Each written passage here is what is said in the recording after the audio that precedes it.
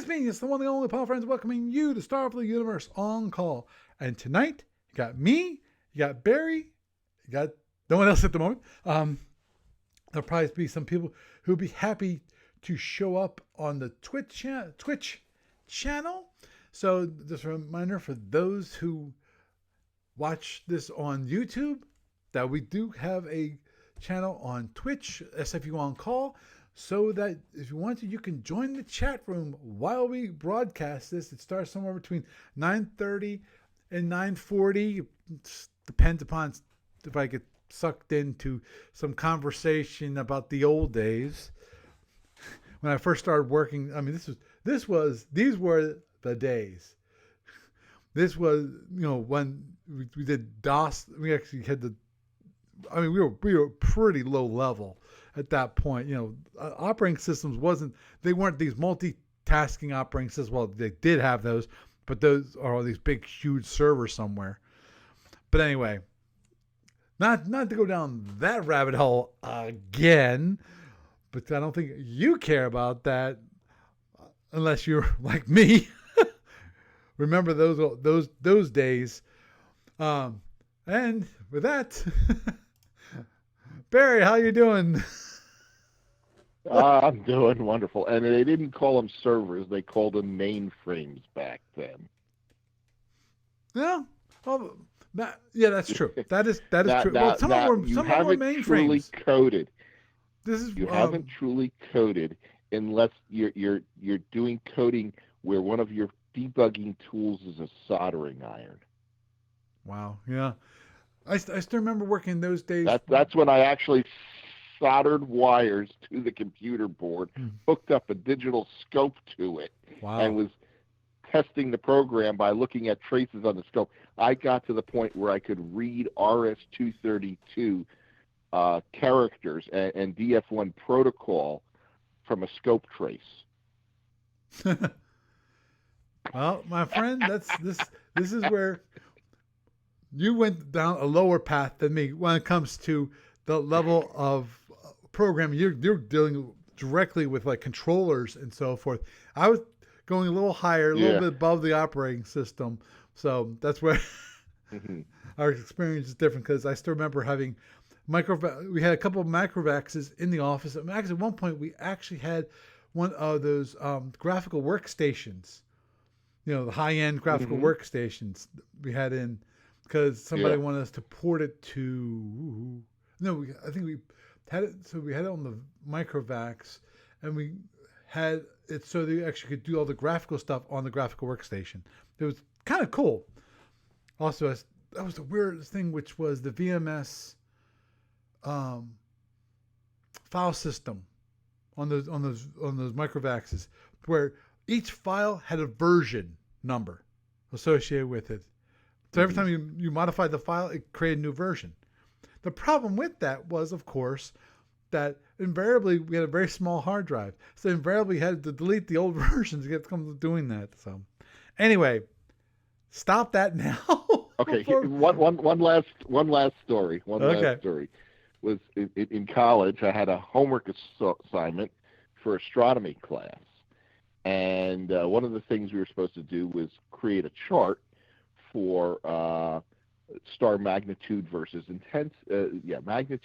absolute magnitude versus intensity, and color, I think it was. Right. And so I said, I'm going to combine that. So I went to the computer department, and I actually learned how to program a pen plotter, and I literally had to write the code to drive the pen plotter. And I found a font in Gothic English characters to do the legends on the X and the Y axes of my chart. A font, so you actually had to draw the letters? Yeah, it was a pen plotter that was drawing the letters, and I found a font for Gothic English characters. Yeah, but I mean, you actually had to draw the letters versus when I got into development, you could actually say, okay, here's text, and the plotter had a certain character set, certain font that it would actually draw out the characters. Yeah, I did. Yeah, that's what I did. Okay. But it was also a matter of I had to write code to draw the lines of the graph and say, okay, this is the XY coordinates for this text, and I want these characters in this font, and this is the location for that text. So I had to set all that up, and and put up a legend. Yeah, definitely got an A on that homework assignment. I think that was one where the professor actually framed that homework assignment and said, okay, nobody else is ever going to top this one. Because most people were just drawing it in by hand and turning it in. Which is all they expected, is like, holy crap. You spent some time on that one. But I had fun. Oh, yeah. I still remember some homework assignments from back in college that they had. Somebody did a really good job on our compiler class where the teacher actually got involved helping debugging the compiler, with the student. Wow. Well, because he loved that was his thing, compiler and data structures and that kind of writing. Thing. So. Yeah, writing. I actually took classes in data structures. And then people were like, why are you taking that? You're a physics major, not a comp sci. I'm like, no, I don't know. Yeah, well I was a comp sci major. Yeah. That's been, I think. I also took numerical. Yes. I also took numerical computing, which was the killer course for the comp sci. I just took it as an elective, and then people were like, why are you doing that? It's easy A. Yeah. And they're like, ah. But then when I took thermo, everybody's like, oh my God, it's thermo, and it's like easy A. Yeah, back in the day, we could be talking about play the old man card. Back in my day, when you really had to develop, you actually had to use the soldering iron. You had to when you wanted to get there, you had to saddle up the horse, and you couldn't. I remember. You just turn on the computer and it started. You actually had to write your own bootloader. PDP 11 with paper tape, and the operating system came on paper tape, and we. I was a little farther along on that one. We actually had floppy drives. We have 8-inch floppy drives to put up our PDP 11s. I remember 8-inch floppies. Yeah. We have two of them. One was the system disk, and the other one was the quote unquote user disk, the one where we actually save our programs. And actually, don't get me started on that one, man. Just because of PDP 11, we took our assembly language course on the PDP 11, and the PDP 11 assembly language was a beautiful, beautiful assembly language. Just because it was almost feature complete, in that you had all the different modes for accessing the registers and the memory and all that. For all you could do almost everything from every operation. Yeah, indirect and indirect, direct, and all that. Yep. Yeah. Exactly. It's like, and then there was IBM 360 assembler using Epsidic instead of ASCII. Jeez, that. Oh, don't get me started. I'm glad I never ever experienced that. And punch cards. We did it in punch cards. I still remember when the year I started at Drexel in 1984, going into the Corman Center, which was a computer center at Drexel University, and that at that time, I still remember seeing in this one room, just piled up to the side, all of these punch card machines. Yep.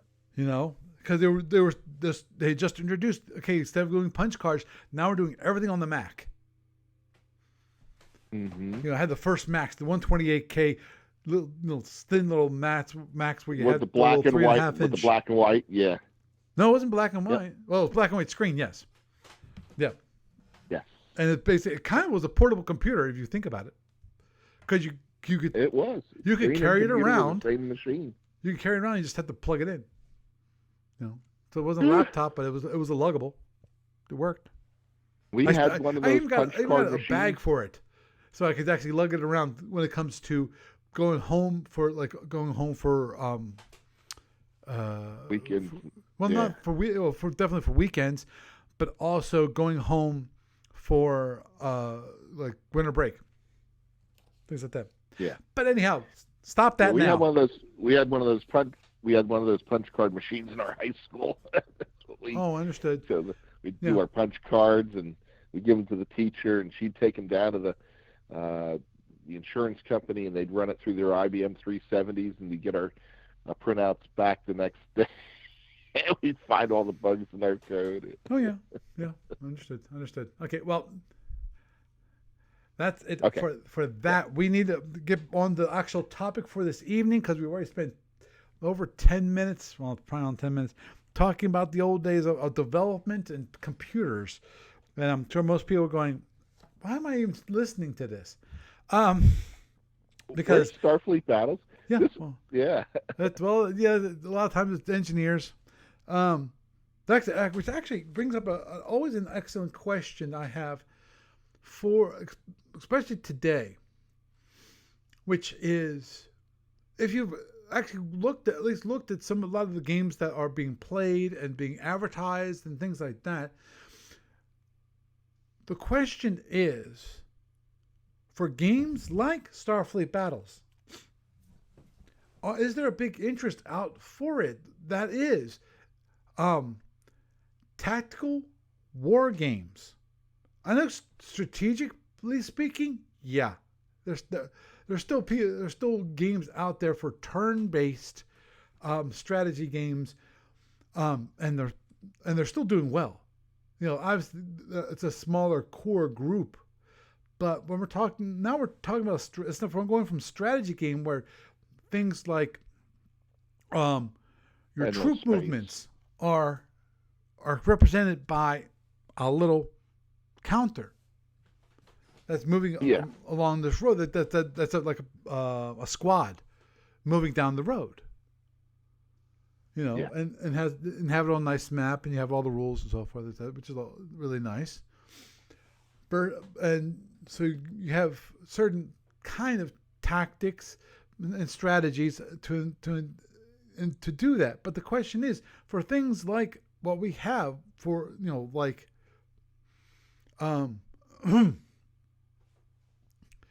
BattleTech, you know, BattleTech. I'm not sure that this game exists anymore. Which is, back in the day, there was one called Silent Death. Which Never heard of that one. Have you or have? I have not. Wow.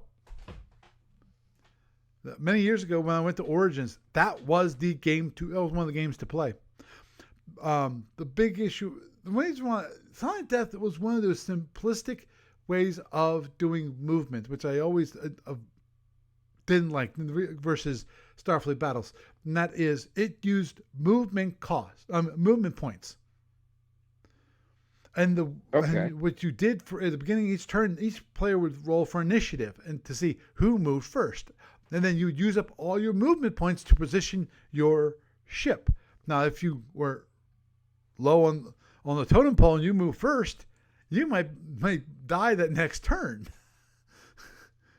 Right. Because you had no way of reacting to higher initiative. Right. Yeah, higher initiative moves last. Right. In which case they might be able to get right behind you, and you probably won't be dead, but you're not going to be in a good position. Versus Depends. Starfleet Battles, which was a proportional movement kind of system, which I think to this day is one of the things that makes Starfleet Battles and Federation Commander very unique overall compared to other tactical systems.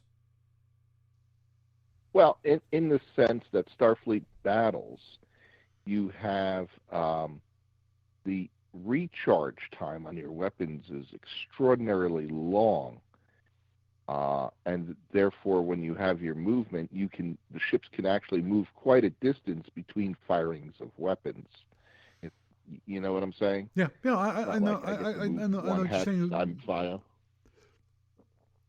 Understood. Yeah, because And you have a lot of granularity there. It's not like, oh, I get to move 5 hexes and then make a firing decision. right. Now, Fed Commander loses some of that Starfleet Battles granularity. There's pluses and minuses to that. The plus, of course, is that a lot more fine control over things. But the downside is that it takes longer to play it. Right. Well, agreed. Agreed. What was I thinking of? Yeah, it makes it kind of less exciting, I guess, because you're constantly thinking about movement and moving along, and it doesn't matter whether you're playing Starfleet Battles or Federation Commanders. Same issue is involved, in my mind. Mm-hmm. So, um, but anyhow, are people still interested in such a rich game as Starfleet Battles? That's my question. It's an honest question, Well, Now, in that sense, I've seen a lot of games that have even more fiddle factors in Starfleet Battles, but those are all computer games where the computer might have hundreds of different factors. right. You're taking into account. Agreed when it comes to complexity. Yeah. But I guess, and Lord knows there's still a lot of turn-based games out there, and they're still being produced. Turn-based games from Frozen Cortex is a excellent example. It's quite a few years old now, by now, but it's basically it is a turn-based game. XCOM, another one, turn-based. Yeah. The whole idea Civilization. is what? Civilization. Yeah, you ever hear of Civilization? Sid Meier's Civilization? Yes. Yeah, that's a turn-based. And now there's another one, Endless Space, and there's that's turn-based also. Right. And I think they have an Endless Legend, which is their version of Civ. Endless Space is basically Civ in space. Yeah, but where you're colonizing star systems. Mm-hmm. Oh, understood. I highly recommend it. Yeah, assuming I have time. Let's not go there at the moment. But anyway, the thing is, a lot of these other turn-based systems are turn-based in that you plot all of the actions that you're going to do for a turn, which I kind of like the whole idea of pre-plotting movement. Lord knows if you listen to this podcast long enough, you've heard me mention that on multiple occasions. And so they plot it out versus Starfleet Battles, where you at least with the current system, the free movement system that is used, every single impulse, the whole turn itself takes 32 impulses. Or if you want to, you can go all the way down. The cadet version takes 8 impulses. But still, within each impulse, you have multiple actions you can take, and that's for one turn. Yeah. Versus a lot of turn-based games are more of plan out a turn, execute the turn. You plan out, he plans out. Your enemy, because that might be actually be a sheep. Plot, move, fire is a turn. Right, but for example. And the question is, when it comes to turn-based, in that case, you might plot. Oh, okay, I'm going to move and then fire at this guy. Now, the question is, will that guy still be in my firing arc when we both execute our movements? Right. You don't know. Or you could do plot, move, plot, fire, next next turn. Right.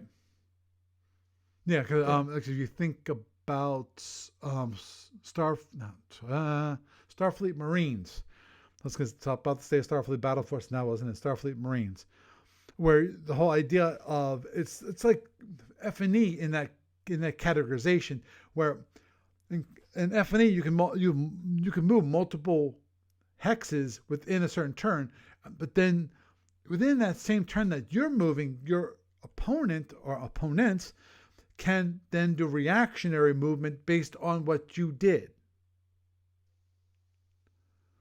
Mm.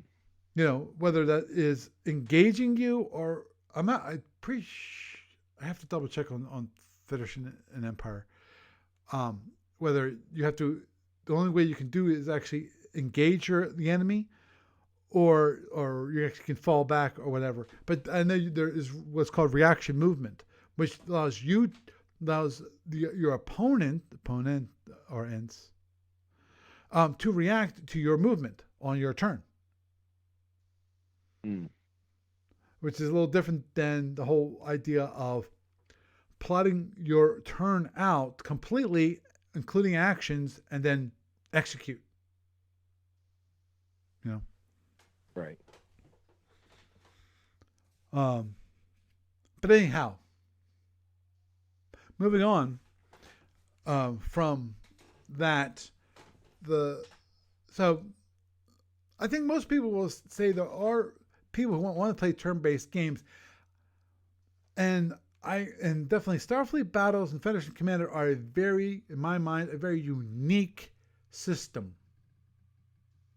I've yet to find any other system that's quite like it when it comes to the whole idea of proportional movement. As you point out, Barry, the whole idea of you have a lot more movement decisions. You move a lot faster than you can fire. So that makes it very unique in that aspect. Well, with one caveat, you can fire that quickly. What you can't do is recycle your weapons that quickly. Right. Well, that was what you were getting at. Well, you can move, fire. Now there's a long period of time before I can fire again. Right. So you fire that same I weapon have a lot of granularity again, as to when that firing opportunity happens. But once it happens, I'm not refiring that weapon for a long time. And some of those weapons can be 3 turns, 96 impulses. Well, actually, in some of the races, I think there may be even weapons that have longer charging times, but that's rare. Yeah. Yeah. There's usually a minimum recycle time of like 8 impulses, a quarter turn. Minimum. Yeah. Okay.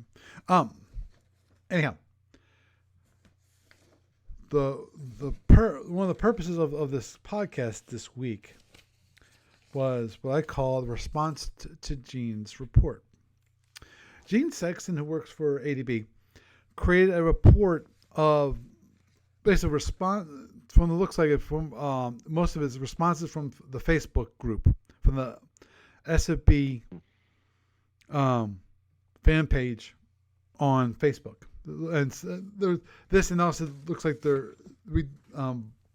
Steve Cole also posted this on the discussion board to find out, okay, what is it about SFB that you tried out SFB online and you tried it, didn't like it, went away, and come back. And there were multiple things about that. Now, here's the one thing that actually got my interest when I also got an email directly from Russ from the chat room from the podcast. For those individuals who know Russ, he's a lot of times he hangs out here. Looks like he's not able to make it for this evening. I wish he could, but it is what it is. But anyhow, He replied to me personally on last week's podcast episode, and you can reply to me if you want to. You can send me emails or reply to the YouTube video, which I have a couple of people who do that, including with one character with a username of Patient Zero. Patience Zero. I think is it. I think I got that right. But anyhow, and reply to it. And if you want to email me, feel free at sfuoncall@gmail.com. That's sfuoncall@gmail.com. So if you want to reply to me, feel free, because I'm more than happy to listen to what you have to say, and even we can strike up a conversation. And actually, that's what Russ did. And actually, Russ has done things in the past. He's shown me certain cool things that he's done in the past. Actually, one time he actually did a monsters scenario, and I think we discussed that a little bit, and some other things, including there was one Halloween episode that he helped out with. I forget what we did with that one. Yeah, I'm doing good. I'm doing good, Nick. Now, the one thing that he pointed out, and I think it was actually a great thing that he mentioned in the email, which is something that I did not hear from ADB. When they're talking about it, they talk about what do we need in SFB Online to grow the customers, to get more customers. But that itself is too broad of a term, too broad of a, in my mind, it's a too broad a target. We're playing it'd be SFB, Starfleet Battles, Nick, just in case you didn't know.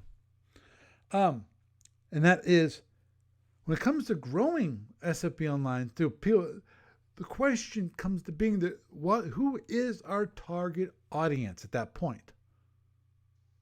If we say that we want new customers.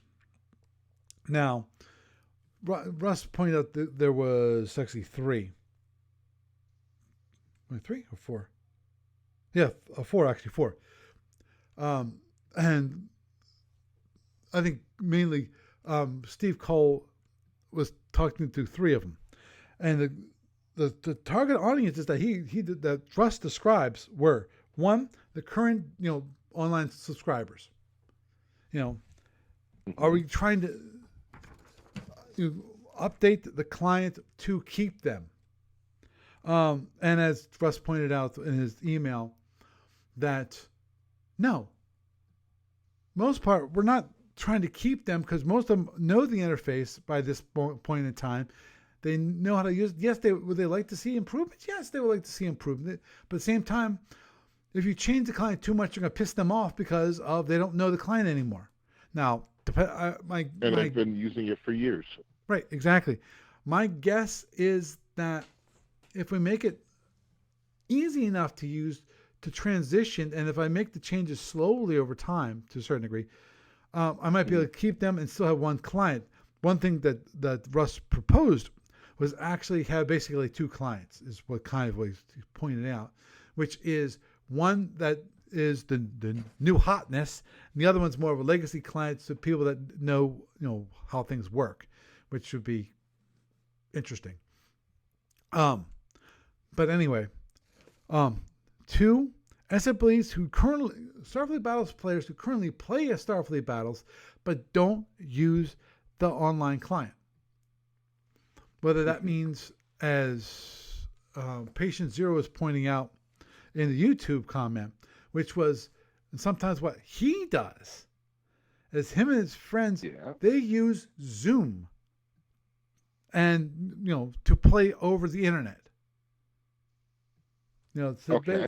So basically they do it old school with the actual board, counters, everything. So it's as close as to an in-person experience as possible. And he said, that's the way we do it. Well, I think that's a great thing you can do. But the question is, Yeah. as I pointed out to him in the reply, which was that I know there's some people who actually can play, in real person, in real life.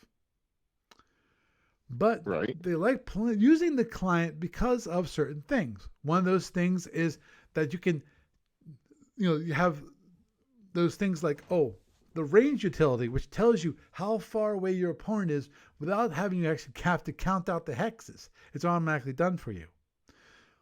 When it comes to energy allocation form, it automatically will calculate it, make sure that you don't overspend by basically accidentally cheating kind of thing, completely accidentally. Right. Where you missed you forgot how things get added up and you added up wrong. Mm-hmm. And then of course there's the final one, which is quote unquote saving the game. Which is kind of important. Yeah, but in real life, saving the game requires you to do certain things. For example, either you need to basically hide the you have to hide the energy allocation, the everything, the board and everything, or you have to write down every the positions and everything else, including positions and facings and all that on a piece of paper so that you can reset the board back up. Because also then you have the whole problem with your cat who jumps up on the board and blows away your entire board, which you said, okay, we're gonna get back to the board when you come back to my house, next week or something along those lines, and that code save game gets corrupted. The whole cat situation. So our game got catted. Yes. Yes. A big zinni just came in and wiped us out. So that's one thing I was pointing out to the person on YouTube. So because of that is one of those things that is quite interesting for people. That's one of the reasons why they want to use an online client in some cases. And that's why I point out that might be what they want.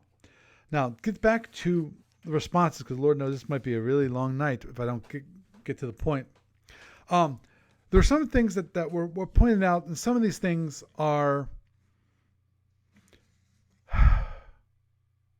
a failure by me. I will agree. It's 100% a failure by me. Because of some of these things that they're pointing out, it's not obvious that you can do them. Now, I think some of it is the way the client interacts, and I think that might be why they say what they say. For example, one of them, this one person, Ginger, suggested adding cadet missions from the cadet training manual. There's and have automated controls for the opposite side players. Basically, implement the robot player. And I'm halfway there already. If you use the SFU online client, currently there is a cadet room, an SFB cadet room, so you actually can play the first 6 scenarios of the cadet training manual. Now, the one thing that is not there is the robot player. And actually, I did something, to prepare for this evening. Give me a sec here. That is, I got this little beauty out, which is the cadet training manual. And actually, this is an old copy. This is how you know it's an old copy. You see Task Force Games in the back of it. And also, the beautiful part about this one is it still has the map. Because the Cadet Training Handbook had a map inside it. And I think it also had, and as part of the map on the edge, you had counters. It's a very, it's a really, it's like relatively light cardboard map. It's not a full map. It's 28 by 20. No, sorry, 28 by 17 is what it is. So it's kind of a small map, but the whole idea is it's for training. So what you would do is you'd buy this handbook and you'd have everything that you needed to learn Starfleet battles, at least to begin to learn how Starfleet battles operates, which actually is really cool. So I've have it so that you can actually go into the cadet room and play. You can. There's a bug where if you select one of the scenarios, you have to resize the window for it actually to show you the actual ships. I need to fix that. I spent quite a bit of time on that many years ago when I was first implementing the cadet room, and that's I never figured out why that occurred, because I know part of it this is because of the redrawing and so forth, but I'm not sure what that is. Now, I think there's more to this part that is actually being asked for, and I want to get back to people to discuss this more, because I think the expectation is this. I think, and I'd like to go through the handbook again to see how much this would go. And that is basically a tutorial on how to play Starfleet battles. It would basically take you a little bit. It'd be almost like learning how to use the client at the same time you're learning how to play SFB. Mm-hmm. That's always part of the issue right there. But anyhow, right.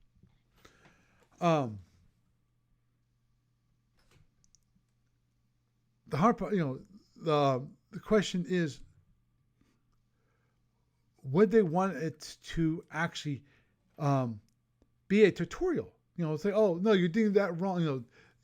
Like you, it's teaching about turn modes, because that's actually that turn modes are not a scenario. Turn modes is one of the rules that's described in the training handbook. Sorry.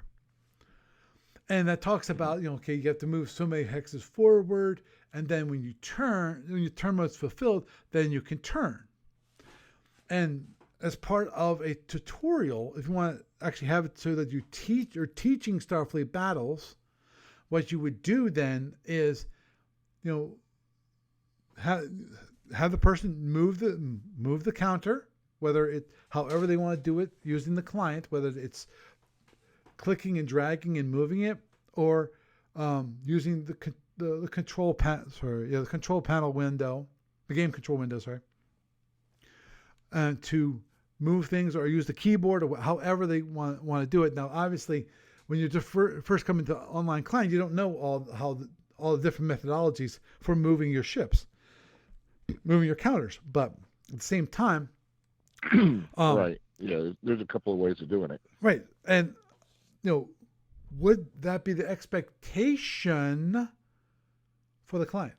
And the question is, if you think about it, how much should the client be doing when it comes to helping people? Should it be a program which then helps you to learn Starfleet battles? Is that what the goal is? Because Steve Cole said new customers. Where? Well, then you want to. What's the audience? Which Russ was pointing out. Are we looking for potential new players to the game. Obviously, that would be a help. But the question is, how big of an audience is there for that? That's one thing we have no way of knowing.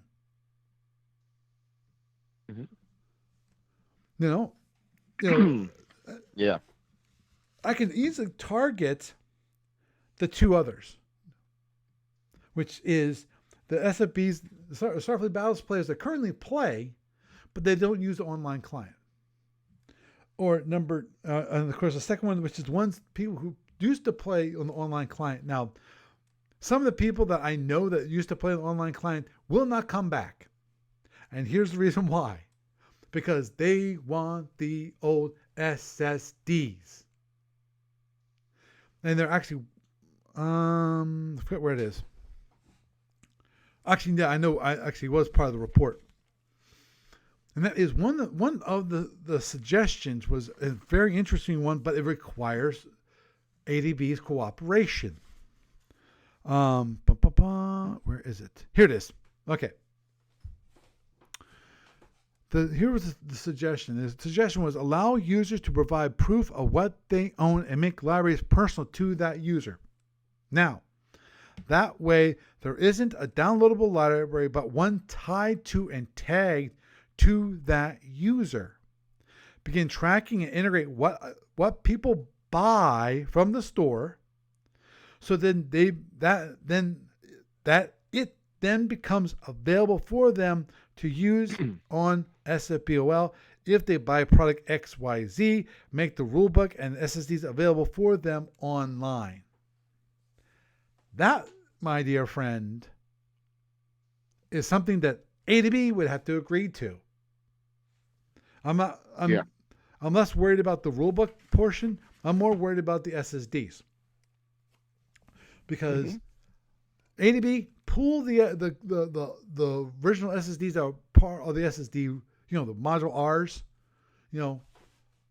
and the actual rules, the actual part of the product. They pulled them that we had that were available on the client. I changed it so that you can no longer download them, and they wanted more. I remember that. They wanted to have, so they were completely removed and were replaced by what we call the third gen definitions.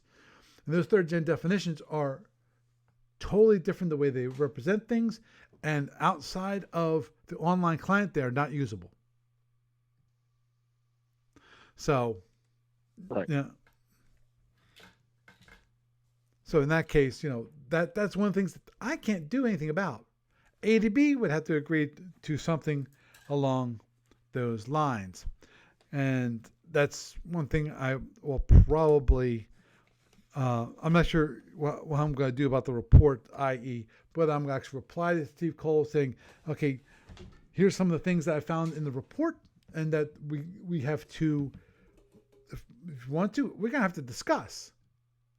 And I'm sure one of the things that if I bring that up, he's going to say no. Yeah. Okay. Moving on. Some of the things which drives me crazy, in that here is what one of the comments.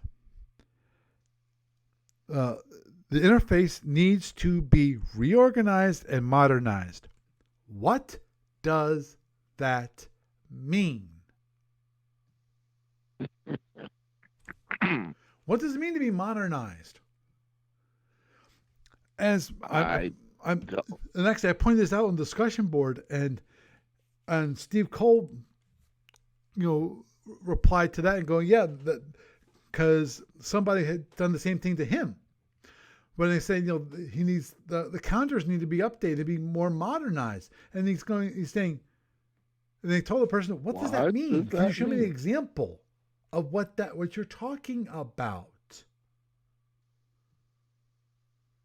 You're supposed to know what that means. Why are you asking these questions? Because the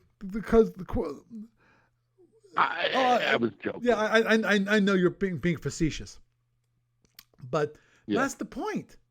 Is what do you mean by modernize? I know actually Sean replied in discussion boards showing all these, and he mentioned all these ones for like Starfleet Command, some of the Star Treks, things like that. And the problem I had with every single one of them is that they're video games. They're not turn-based games. They're real-time strategy games. And real-time saying, oh, this is what's modern? No. Try again. I need a modern, what's considered modern for a turn-based game. Go for it. I did do some of my own investigation. So I got an idea, and Lord knows Russ helped me in that regard. In that, let me see if I can have it here. Okay, here it is. And that is that the client is very black and white and largely text menu driven. I think this is why it is called as an outdated looking. It harkens back to software of the mid-'80s, and the look. Trouble is how much to overcome that still be playing SFU instead of some watered down variant of the game. Doing colored menus such might be more of early 90s feel, but I don't feel it's more than a band-aid on a severed limb. And he just mentions for his own software. He settled on graphic icons for categories of actions and drag and drop onto the hex map that launches a modal window where details of the action are inputted. And actually, the way he does things is a little different. He's actually doing a kind of recorder to show the actions, not actually play the game. So it's a little different. The UI is a little different, but at least Russ gave me a clue into what he's talking about. Basically, and I've actually did look at some of other turn-based games, and I did some internet searching to find out what people were doing when it comes to turn-based games these days. And basically, from my understanding, is they're custom drawn UIs is what they are. They're completely custom. I.e. something like Unity based, where you have to draw your own windows.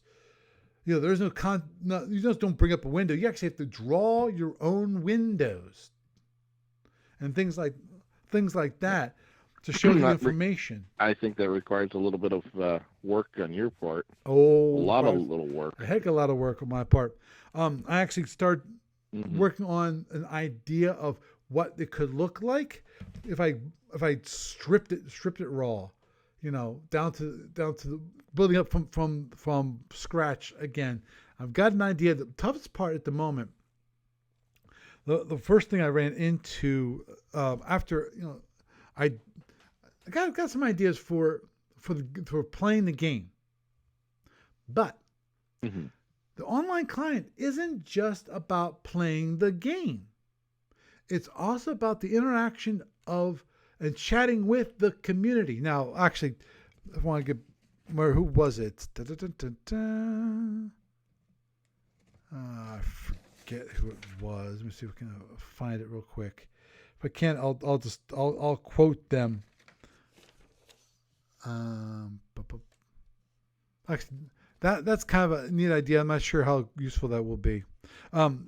Sorry, there was one that was written, which was basically the idea of creating a game matching service.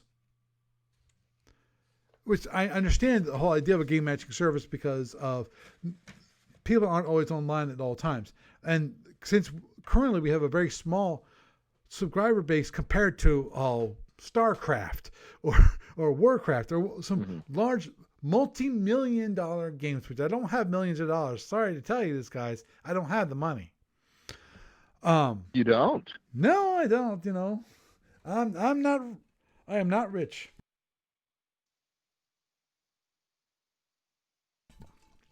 But um, the one thing I was thinking of, and I can't seem to find it. I know it's here, which was one which like not gonna happen. Which was basically it was Zoom for playing SFU online.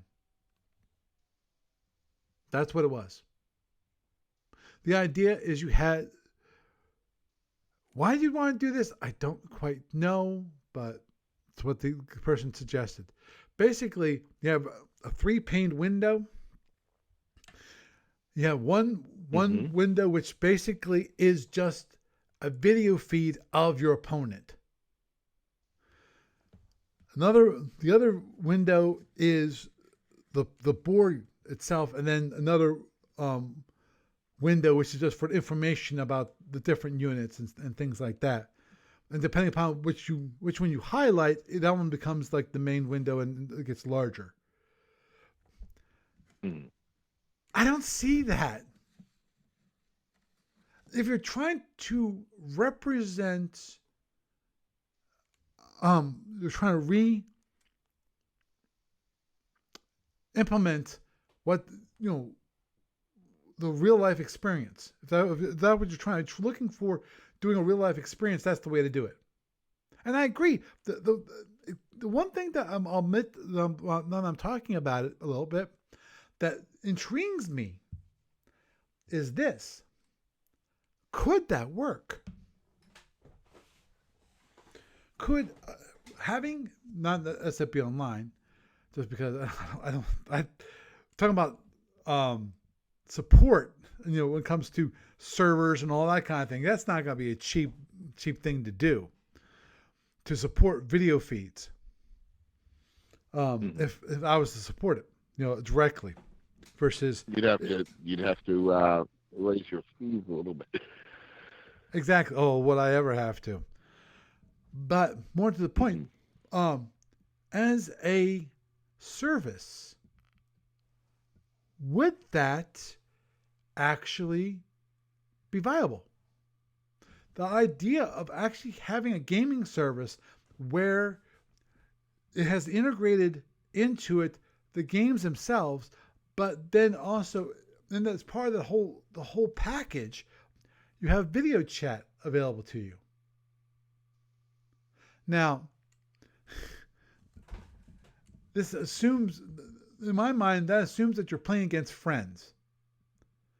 Because we all have the whole problem with, what was it called? Something roulette. Chat roulette or something like that. The whole problem is, of course, ne'er-do-wells exposing private parts on that chat roulette kind of thing. It's like, I don't think you want to be doing that. No. And then we have other issues, and so forth. But anyhow, moving onward. Some things actually were kind of interesting. One of the ones was he's saying, I'd like to be able to play with a visible map where I can see everything. Now, see everything? I'm not exactly sure what he means by see everything. At the moment, you can do that. You can actually shrink the map, shrink the size of the hexes so you can see everything on the map. That's easy enough to do. You can do that now with the current client. And as I said, that's one of those things that, in my mind, that is a fault, my own fault. I haven't given people the tools to know how to change the client, modify the client, have it so that they actually can do what they say. Oh, they want this, but that's already part of the client. So obviously they don't know about that. Then part of some of the suggestions that they have here are less related to the client itself and more related to how to do things. In this case, One of them was creating a user manual. Folks, as a developer who has limited amount of time, the question always is can I write, I can write the client, or I can do the user manual. Which one do you want me to do? I can't do both at the same time. Now, I will have to fess up. For the past few years, I've been kind of skating by. I haven't really been improving the client all that much. But a little thing here, a little thing there. So in theory, the client itself has been actually very stable. No big changes to the UI except for the past year where I really changed the Federation Commander UI to be a little bit easier to use. And so I could have written a user manual in that interim. The thing is, I wasn't hearing anything from people.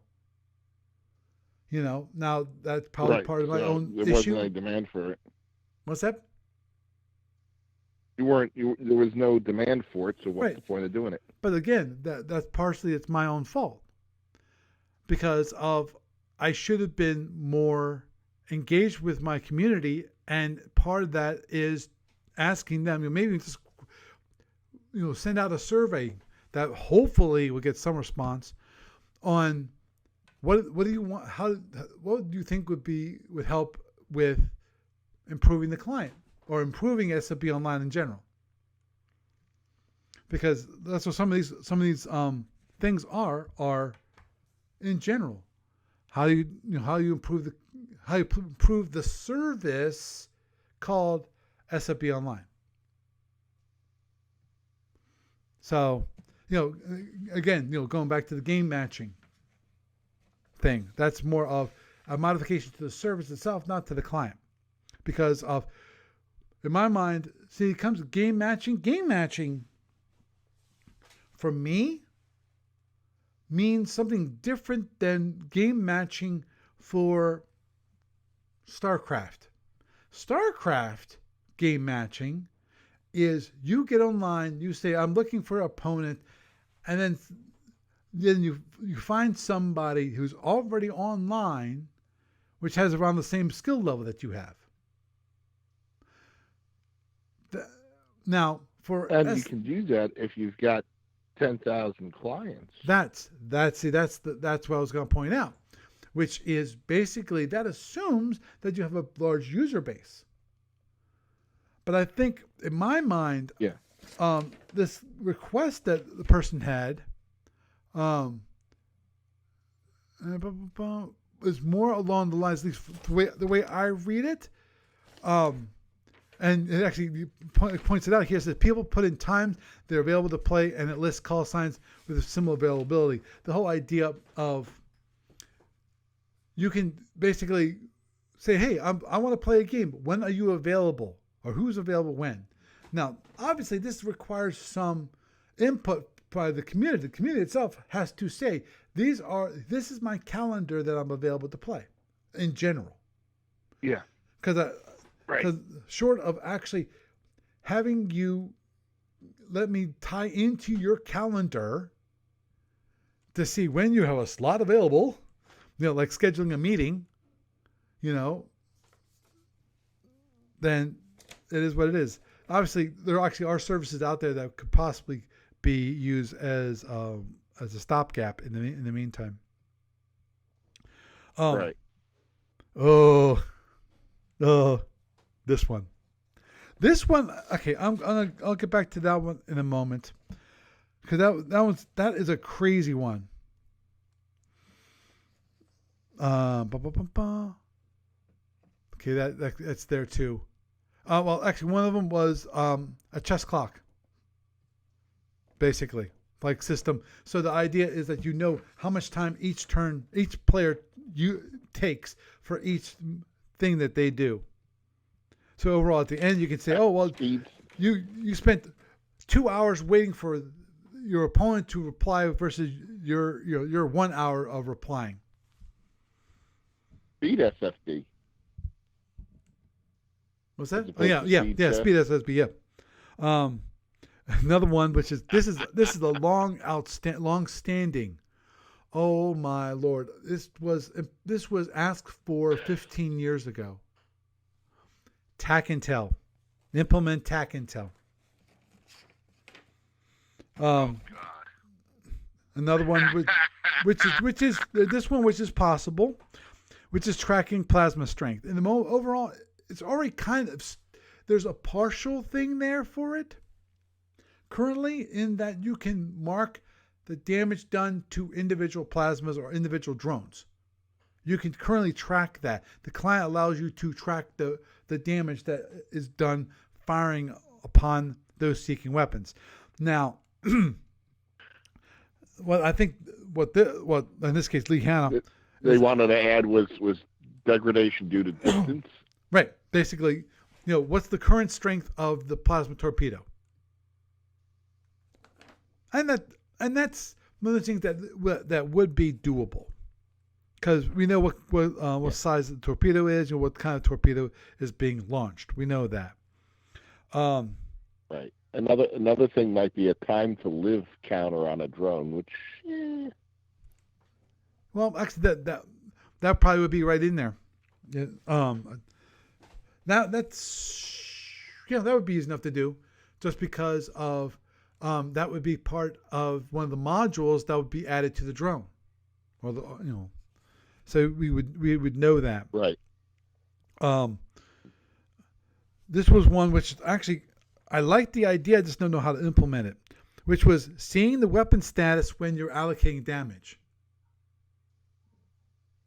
So when you're prompted to which weapon you want to destroy, know what the weapon status is. Has it fired? Has it not fired? When's the last time it fired? Actually, I can see how I can do that for weapons. It'd be interesting, because it'd be a different pop-up.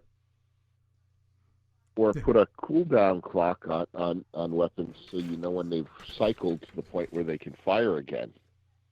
Yeah, I think it seems like it's less of an issue. That definitely was not mentioned. Now, Bob Brown says, I just thought of it. Yeah, understood. Bob Brown says, floating map. Yeah, I understand that that's actually something that was proposed many years ago. He said tutorial posts needed for introductory version. Also, this also for learning the sight system. I'm not really sure what that means. But anyway, another one, which is, again, it's a failing on my part, which was, it'd be nice to be able to link modules to a starbase, so that now one unit sharing power generation and damage allocation, same for pods on tugs. Currently, that is implemented. Well, the one thing's implemented, that you can attach a module to a starbase or a tug, and that will actually be part of your damage allocation. So it will, by default, you can actually, and then you can set up the priority of what gets hit first. Do you hit the modules first, or do you hit the main systems first? And then when you actually hit a weapon system or a system that you have to ask about, it will prompt you. Okay, which one do you want to hit? Do you want to hit the module, or do you want to hit the base, or module, or the tug? It allows you to attach. It's called attaching the module. Again, it's one of the things, obviously, I've not explained enough so people know that this happens. Now, the one thing I cannot do at the moment is actually taking those two and doing an energy allocation for them. That's the one thing I have not done. I am falling asleep here, so okay. I'll let you, once you go, because I'm going to probably wrap this up in like 15 minutes, but I knew this was going to run long. Yeah. Okay. So, well, you have a good night. Week. Night. Okay. I'm going to go through these real quick, because Lord knows it's getting late even for me. Now, okay. Let me okay, obviously some of the more the things that have been asked for before, which is like an AI opponent, auto-seeking weapon movement, which I forget if I actually have the implementation for that. I just haven't exposed it. Of course, as player matching surfing. Okay. Well, actually, there was one thing which Russ pointed out. I'll hit that real quick, which was there. I had, as I mentioned last week, I had this one drop down. It was called Authenticated Mode. Authenticated Mode. The whole idea is that it's not offline mode, because you can't do offline mode anymore. You still have to be connected to the internet to use the client. You have to log in, and if you want to add any ship to a room or whatever, you can do that, because it has to download it from the servers and so forth. So it has to be connected to the internet to do this mode. But it's like I couldn't think of a better way of handling it. But then Russ said, how about calling it single player mode? And it's like, ding, ding, ding. We've got a winner. So with the next release of the client, I will be changing the name of that from authenticated mode to single player mode, because basically you're kind of offline in that you don't actually log in, and people don't see you playing around with the room. In fact, they don't see it at all. It's all local. The only reason you have to log in at all is because if you want access to the ships, and basically access to the ships. That's why I had to create an authenticated mode. Previously, when I actually had the ability to download the ships, then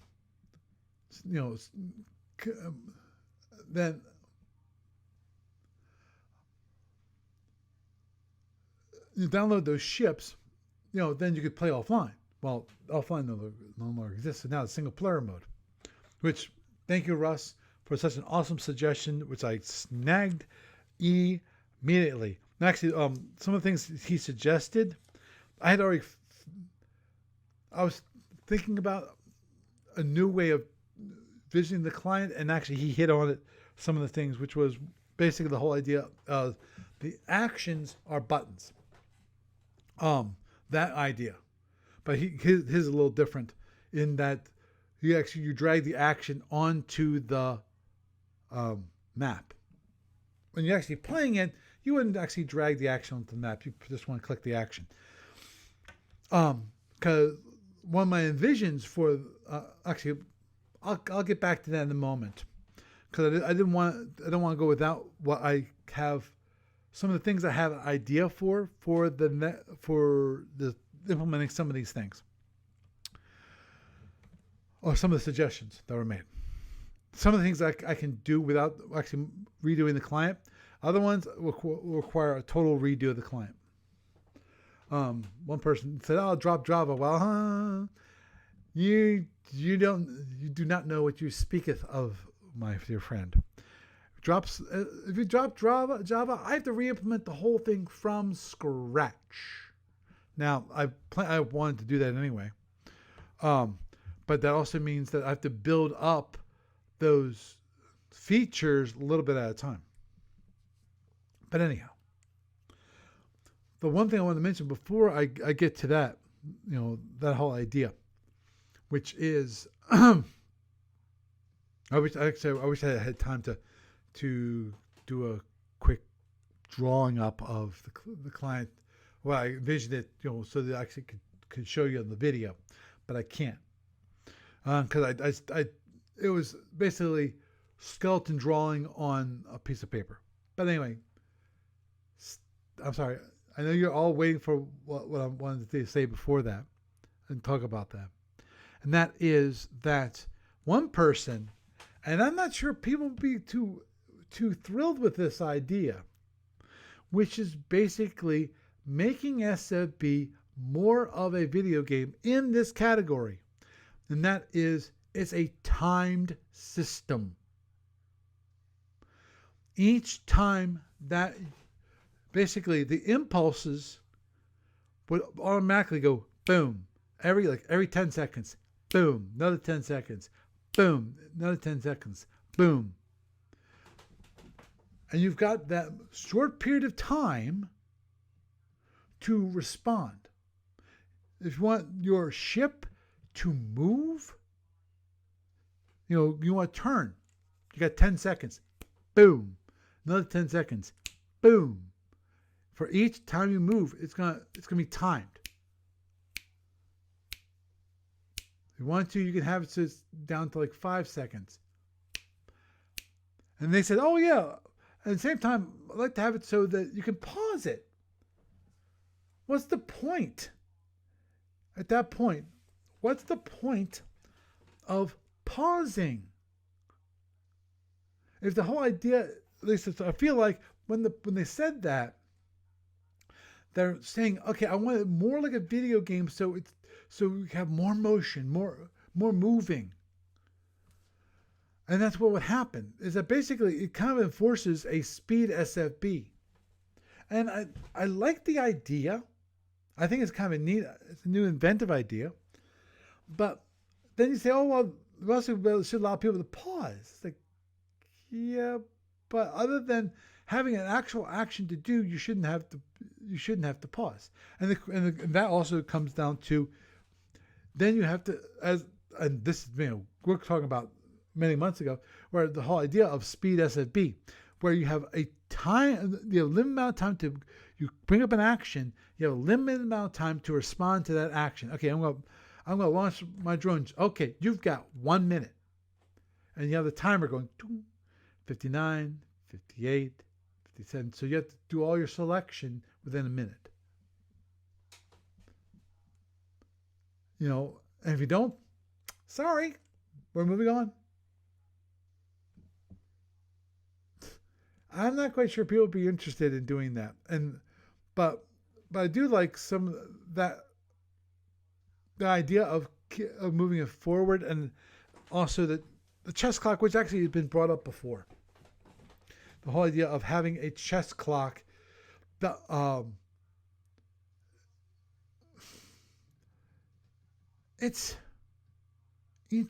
got to think about the chess clock a little more, because I like the idea. Always the tough part always is going to be, normally with a chess clock you have one opponent, and most part with SFB you have one opponent. How do you know when it's your opponent's turn for doing something and your turn to do something? For chess it's simple. Your move, his move, your move, his move, your move, his move. This has to be a little more complicated. Obviously, that's one of those things that I would love to have a nice discussion about. How would you implement a chess clock when it comes to SFB? How? Comes movement? Movement is relatively easy. Okay. No, if you know who goes first, you have to wait for that person, and then they wait for you. Now, here's always the gotcha. And I'm sure everyone's done this. Sooner or later, someone's always done this, which is moved when they're not supposed to move. What happens then? In other words, you move first. Yeah, which you're not supposed to move first. Your opponent's supposed to move first. Now, either you don't care, or you slip up. Most of the time, you say you don't care, because you might notice it almost immediately, and then go, oh, I'm gonna back up, and I'm gonna rethink what I did. But then there's also the time where they slip up, the person moves, and then they go, I'm fine, or no, I want to redo my move because I'm supposed to move after you. How do you do it then?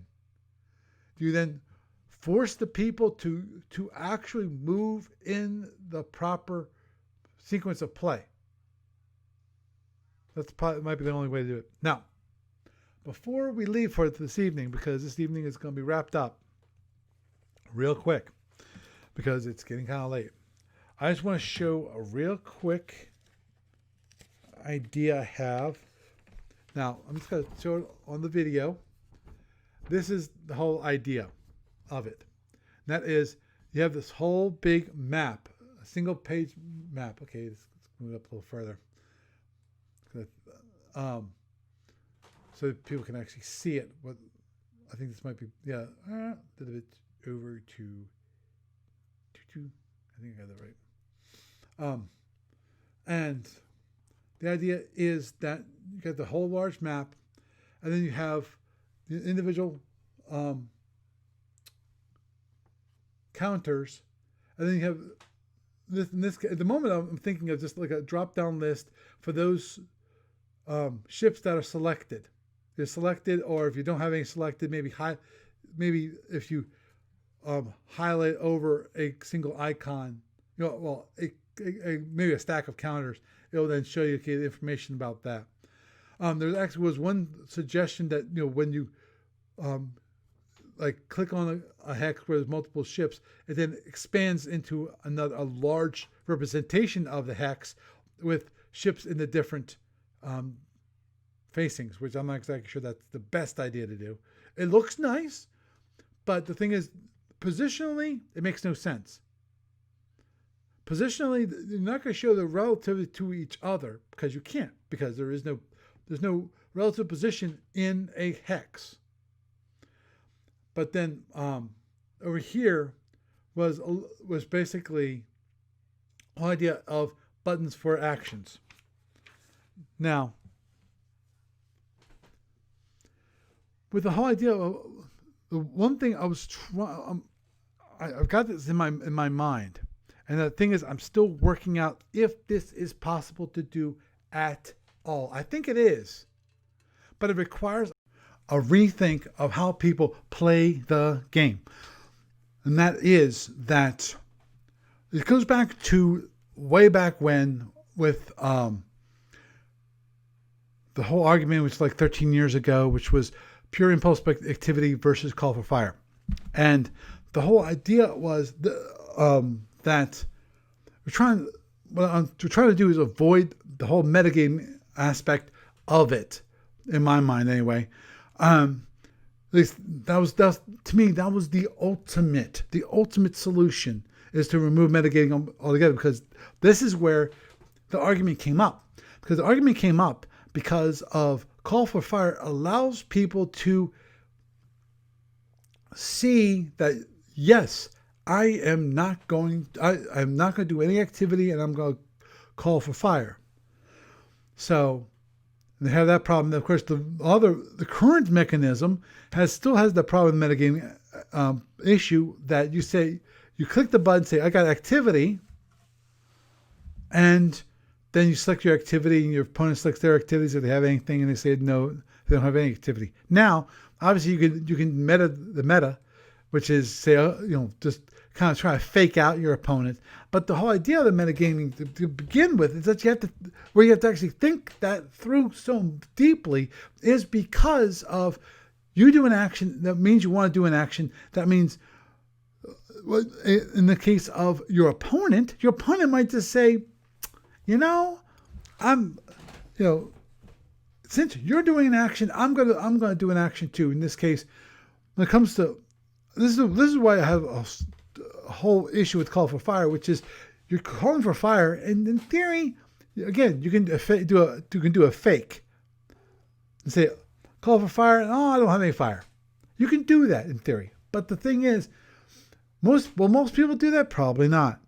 Every once in a while, I've seen that happen in a game against an opponent of mine, where he'll say he's going to call for fire, and then he does nothing. Every once in a while. But the whole idea is to fake out somebody and so forth. But see, the ultimate solution that I had for this was actually that each and every single turn, the players, which they're doing the controlling, they had to click next impulse, next impulse, next impulse. If they had nothing to do, no action to take, they click next impulse, next impulse, next impulse, next impulse. While if if you had an action, you click, you have your action. Now, in theory, well, actually, in theory, the thing is, if you click next impulse and then your opponent says they click, oh, I want to fire, and they select what they're going to want to fire, then in that case, your opponent has nothing they can do because they've already selected they're going next impulse. They already said, I'm not going to do any activity. So they're already stuck. They can't say, oh, since it seems like you're taking a few minutes to reply, that means you're probably doing an action. At that point, it's too late. You might know there's an action going to be taking place. Too late. But anyway, the whole idea is to abstract out the actions. Currently, you click on activity and it brings up the activity dialog, the activity window. Select your impulse activity, when the impulse activity is, and move forward. So, in that case, since you're going you have to know when you're going to do it and so forth. But the key is, what I was thinking about doing is as part of the changes to the client, is to abstract that all out. Have it so you click on what you're going to do when they come for you. But so that you say, okay, no action, or have it timed out. You have a timer. That you have so many seconds to decide if you're going to do an action or not. Either that, or as my original implementation, the ultimate, which is next impulse. So, given that, I think that would be, it would obfuscate the whole thing. It'd make it a lot more easier for people to understand what's going on, what to do. Obviously, that's still, as I originally wrote up the thing here, originally that's how the most actions that you do the most of. For example, fire, launching weapons. Launching plasma, launching drones, launching shuttles / fighters. Those would be buttons. But there would be one down near the bottom called miscellaneous. So in other words, something that's not covered. Like, I can have tractors there, but certain, like, a hit and run raid. Or certain things like that, where it'd be crazy to have this long list of actions. Because in theory, you could have somewhere around 20 different actions that you could have listed. And most of them people wouldn't use. And depending upon, like, for example, a good example of this, Satorian web breakers / shield crackers. Those suckers, they don't fire. They do not fire. The shield crackers do not fire during the fire decision phase. No, it don't. It actually fires during the shield raising up and down phase. So that's a totally different weapon, goes for a totally different impulse activity. Displacement, that's a separate segment, which is run right before fire decision. Is just you announce that you have a displacement activity. Having a button for displacement is kind of crazy, because how many people actually have a displacement device that they're actually going to click that button? Yes, you could actually modify the actions available based on the ships that you have on the board. I mean, that you personally own. But still, it's kind of crazy. The question is how many buttons should be there. But as I point out, the whole idea of it is more of a hiding the impulse segments, hiding it so that it's taken care of. And let's say that you want to launch a drone after someone has already announced fire. You can't do that because of it's after fire. So those buttons would be grayed out and so forth.